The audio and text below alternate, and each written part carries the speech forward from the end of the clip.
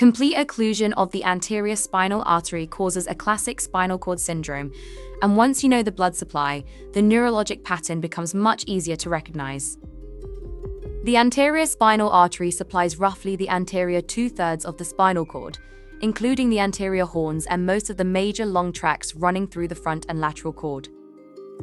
What stays intact matters just as much. The dorsal columns are spared, and Lissauer tract is spared as well, so that helps explain the selective pattern of deficits. There is a watershed zone in the mid-thoracic cord where perfusion is relatively tenuous, so this region is more vulnerable to ischemia when blood flow drops or a feeding vessel is compromised.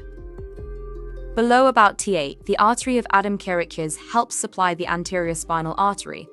That anatomy leaves the mid-thoracic region in a particularly exposed position between major sources of flow.